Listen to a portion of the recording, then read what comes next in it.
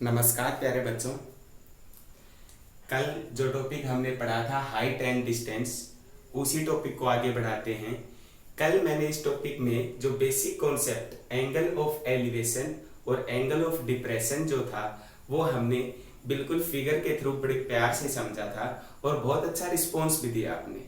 काफ़ी बच्चों के लाइक कमेंट आए। बहुत अच्छा लगता है जब आप हमें प्रोत्साहित करते हैं लाइक शेयर सब्सक्राइब करके, तो बहुत अच्छा लगा। अब आइए चलिए इसी कॉन्सेप्ट को आगे बढ़ाते हैं। अब एक होता है प्यारे बच्चों राइट एंगल ट्रायंगल, समकोण त्रिभुज।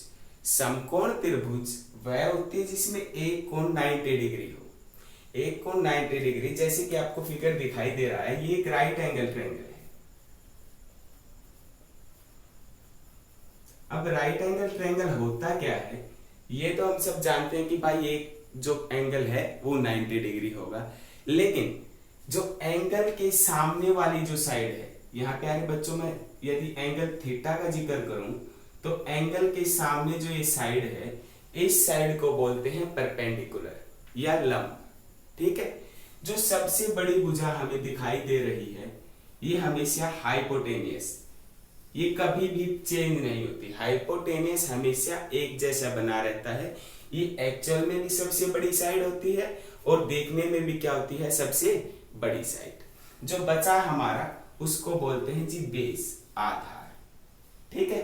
अब प्यारे बच्चों trigonometry height and distance topic में मैं राइट एंगल ट्रायंगल का इस्तेमाल करूंगा। मैं आपको कल भी बताया था कि साइन कोस टेन में नहीं लेके जाऊंगा ट्रिग्नोमेट्री को, सिर्फ और सिर्फ मैं राइट एंगल ट्रायंगल की साइड्स के रेशियो में चैप्टर को तोड़ के वहां से क्वेश्चन को कन्वर्ट करूंगा। तो आइए सीखते हैं। यदि एग्जामिनर आपको एंगल ऑफ एलिवेशन या एंगल ऑफ डिप्रेशन 30 डिग्री देता है, 30 डिग्री एक राइट एंगल ट्रायंगल है। चलिए आप अभी क्वेश्चन पे बताइए, एक राइट एंगल ट्रायंगल में एक कोण 30 डिग्री है, तो साइड्स का रेशियो क्या होगा देखते हैं।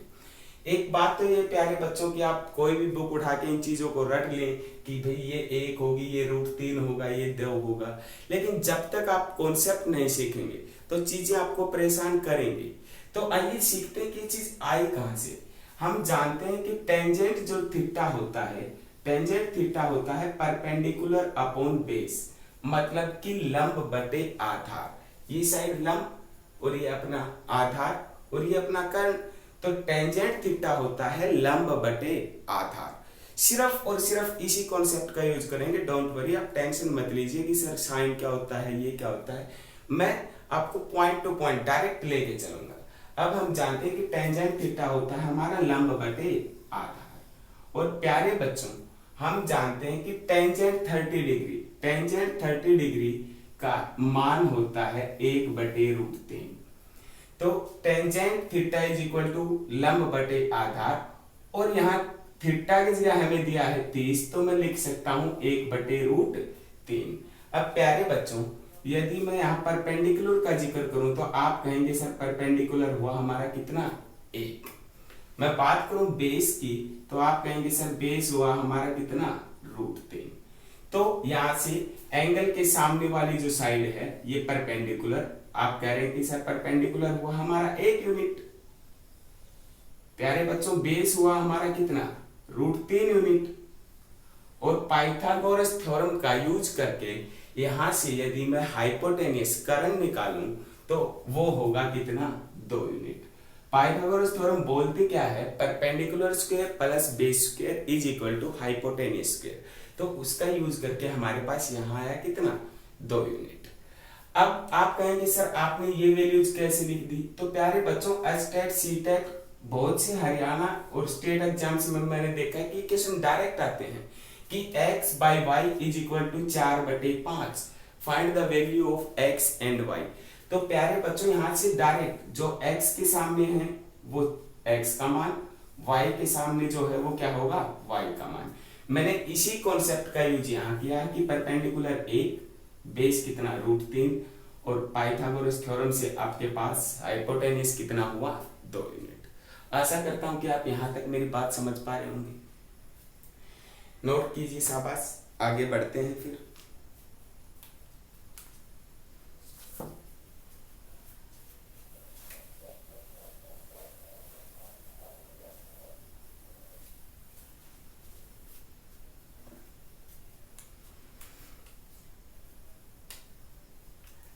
यदि यदि एंगल ऑफ एलिवेशन एग्जामिनर ने आपको दिया हुआ हो 30 डिग्री, मैं इस पे एक छोटा सा क्वेश्चन लेता हूं जनरली, कि एक टावर है जिसकी हाइट 100 मीटर है और एंगल ऑफ एलिवेशन 30 डिग्री है, एंगल ऑफ एलिवेशन 30 डिग्री है, तो मुझे बताइए कि ये दूरी कितनी होगी। तो प्यारे बच्चों, आपको कुछ नहीं करना है, आपको पता है कि जब एंगल 30 डिग्री होगा तो सामने वाली side 1 unit, base root 3 unit, तो यहां सामने वाली साइड 1 यूनिट नहीं, कितना दिया है एग्जामिनर ने, 100 यूनिट, तो 1 यूनिट की वैल्यू हमारे पास कितना आया, 100, तो रूट 3 यूनिट की वैल्यू कितनी हो जाएगी बच्चों, 100 रूट 3। बात समझ पा रहे हो मेरी? यहां तक किसी बच्चे को कोई दिक्कत हो तो बताओ भाई। इसी प्रकार बच्चे यहाँ कुछ भी दिया हो एग्जामिनर ने, मैं मान लू कि यहाँ 200 दिया कि ये 200 मीटर है, तो ये डिस्टेंस बताइए कितनी होगी। तो आप कहेंगे सर 30 डिग्री के सामने हमेशा 1 यूनिट होता है, तो 1 यूनिट की वैल्यू एग्जामिनर ने दिया है 200 यूनिट, तो रूट 3 यूनिट की वैल्यू कितना होगा प्यारे बच्चों, 200 रूट 3। जैसे ही हम धीरे धीरे आगे बढ़ेंगे हर कॉन्सेप्ट आपका अपने आप क्लियर होता रहेगा, ये मेरी गारंटी। बस आप आराम से प्यार से देखते रहें और मेरे साथ साथ चलते रहें। चलिए अब हम देखते हैं कि यदि एंगल ऑफ एलिवेशन 60 डिग्री दिया हो तो साइड्स का रेशियो क्या होगा।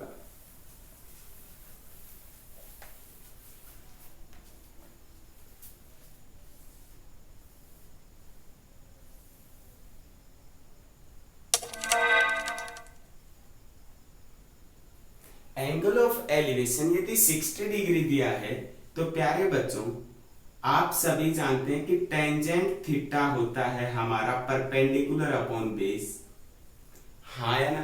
टेंजेंट थीटा तो हम सब जानते हैं कि परपेंडिकुलर अपॉन बेस होता है। इसी प्रकार टेंजेंट 60 का जो मान होता है वो होता है जी हमारा रूट 3, और मैं इसको लिख सकता हूं रूट 3/1। किसी को भी 1 से डिवाइड करेंगे तो इसमें कोई चेंज नहीं होगा, ना ही कोई फर्क होगा। तो प्यारे बच्चों आप बोले सर टेंजेंट 60 होता है हमारा कितना, रूट 3/1। तो मैं बात करूंगा बच्चे परपेंडिकुलर तो कितना हुआ हमारा, रूट 3।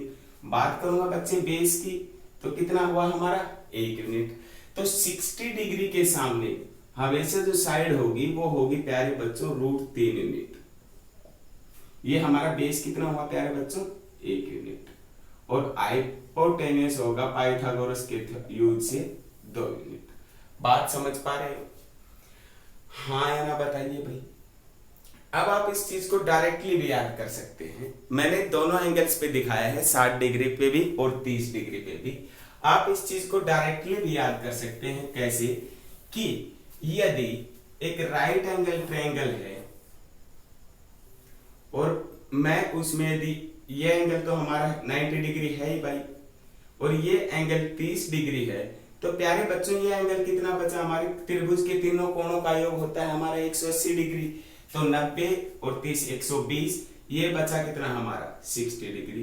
तो आपने 30 डिग्री में देखा था कि सामने वाली साइड कितनी यूनिट थी हमारी, 1 यूनिट। 60 के सामने रूट 3 यूनिट, और प्यारे बच्चों हाइपोटेन्यूस कितना, 2 यूनिट। बात समझ पा रहे हो भाई।